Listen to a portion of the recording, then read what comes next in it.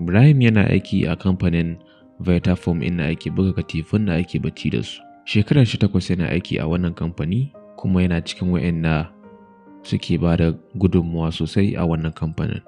Amma albashinsa ba isarsa yake yi ba. Amma Ibrahim ya yi ta haƙuri.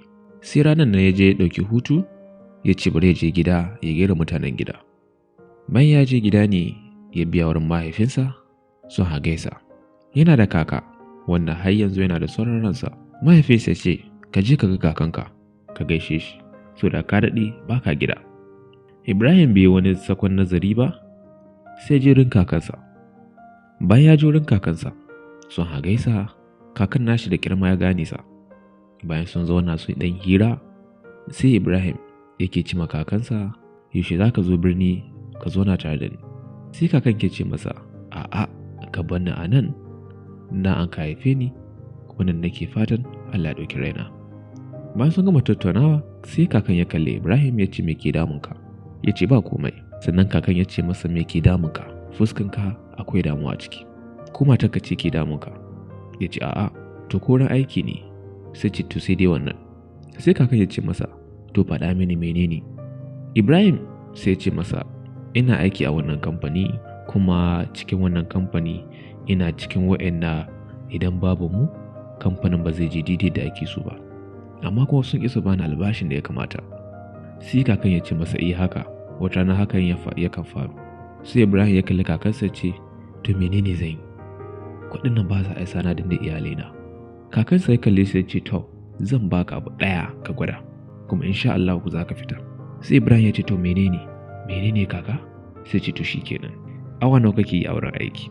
Ya ce idan na tayi tun karfe 8 na kan dawo karfe 4. Sai ce to ka ɗauki tsawon kwana 7 wato sati ɗaya baka je aiki ba. Ka ce musu baka da lafiya ko ka ce musu za ka yi tafiya ka dai samu abin da za ka ce musu. Sai ka ɗauki kwana 7 baka zuwa aiki. Bayan kwana 7 sai ka koma wurin aiki ka duba ka gani. Tabbas haka kakansa ya gaya masa.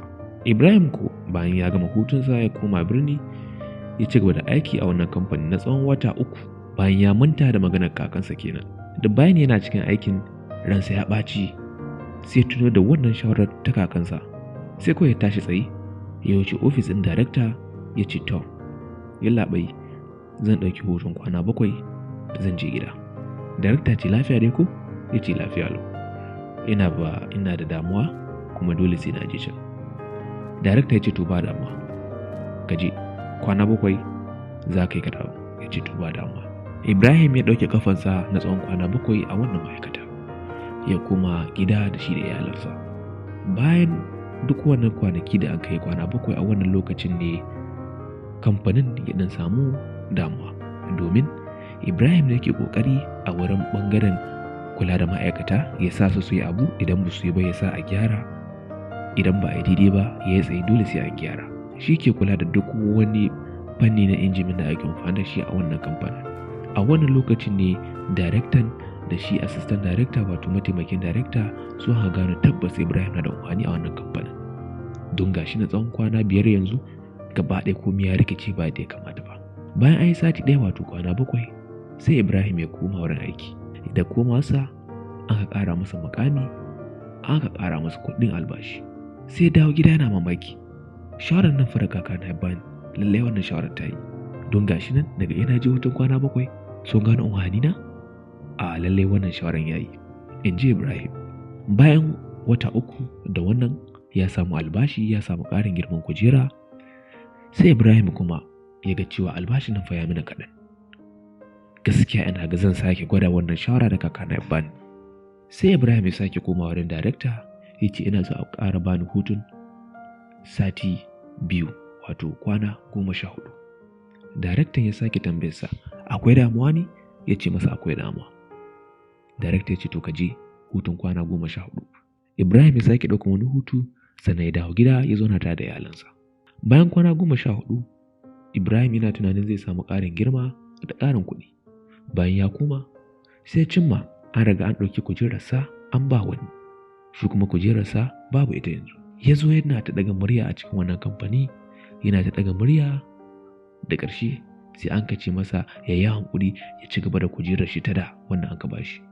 Hushi ya ja shi ya bar kamfanin ya fito ya koma wurin kakansa ya ce masa, kaka abin na fara ka bani na yi na farko na samu, na yi na biyu yanzu an canza min an anshe mini kujera, me ke faruwa? A daidai wannan lokacin kakansa ya ce masa, ka tsaya ka ji cikakken bayanin?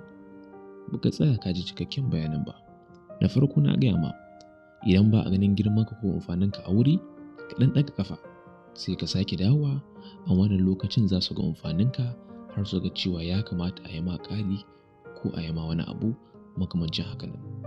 Amma idan ka ɗaga ƙafa sosai to a wannan lokacin su kuma za su yi ƙoƙari su kawo wani kusa da su wanda ba zai danka da ƙafa a yanayin aiki ko a yanayin zama ba.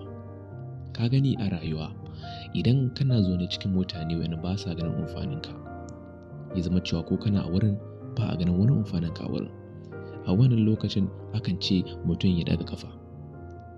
Idan ya ɗaga ƙafa kwana biyu aka ga baya nan za ka ji ana cewa ina wani yake, ashe dama wani idan yana nan shi ke hana abu kaza. A wannan lokacin idan ka sake dawa kaga kowa ya san da amfaninka, za ka samu biyayya, za ka samu duk wani ƙarin girma da ake so ko da kake so.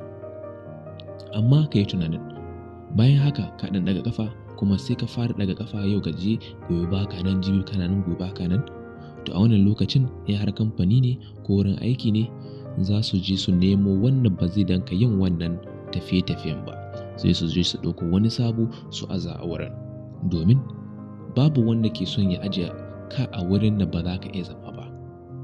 Ka yi tunanin mai aikin gidanka a koda yaushe yakan zo ya share ma gida, ya wanke ma mota, sai kana bashi 200. Bayan ya je hutu a lokacin kaga ba mai wanke ma mota, za ka ga cewa motanka yana ƙura sosai, sai ka fara cewa kai inda ma wani na aida ya goge min motan nan, amma ashe yanzu dole sai na biya kuɗi na kai ta wurin wanki. A lokacin da ya dawo ya fara yi ma aiki kana ya to ashe kana da amfani, kana ya ƙara masa girma ko ka bashi kulawa sosai. To ka yi tunanin mai wankin ma mota kuma yau yana gida, gobe yana hilin ƙwallo, jibi yana can, gobe yana nan, to a wannan lokacin za ka ce to don Allah a samu ma wanda zai danka zama a koda yaushe, wanda zai danka biya ma bukatunka daidai da ya kamata. Babu wanda ke son zama da wanda ba ya zama. Shi yasa a daidai lokacin da Ibrahim ya fara yawo a ya ɗauki tsawon kwana 14, kamfanin ba za su iya jiransa ba, sai sun ka je sun ka nemo wani daidai sun ka sa a wurin. Kada ka kuskura kai irin wannan.